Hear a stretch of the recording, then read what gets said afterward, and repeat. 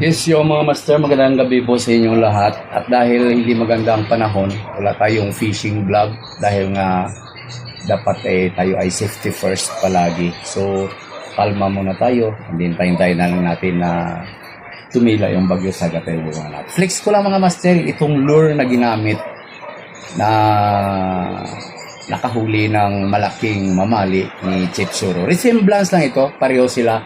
So, ang lure na ito ay gift mula sa nagmamahal nating sponsor, no? Family friend na namin ni Angie. So, nung nag-birthday si Angie, ng kanyang 60th birthday, binigyan siya ng lure.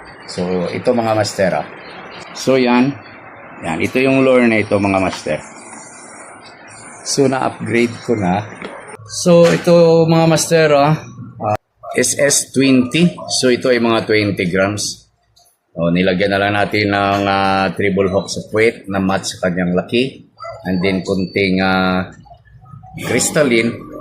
And then, itong assist hook niya ay dati ito isa dito sa unahan, isa sa hulihan. So, kinunbay na lang natin silang dalawa para magsama-sama sila dito. And then, gagamitin na natin. So, itong type ng jig ay ganitong klase rin na ginamit ni Chip Suro sa paghuli ng malaking mamali. Kaya lang medyo nagkaiba ng kulay, ito ay pink. So thank you sa nag-gift dito kay Angie. Huwag na natin banggitin ang kanyang pangalan. No? Gawa ito ng Copperland. Medyo mapalang ayan, Copperland, 20 grams. So panoorin natin yung video.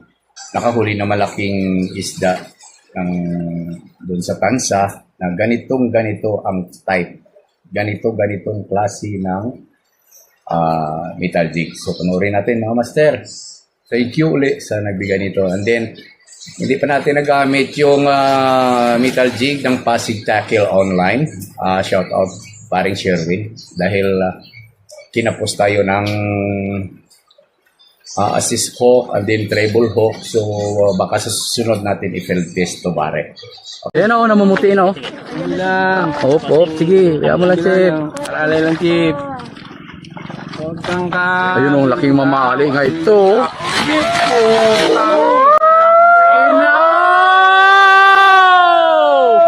Woo! Manang niling ko. Tingnan nyo mga master, Chip, papaklay, Chip. Pakawalan niya, pakawalan.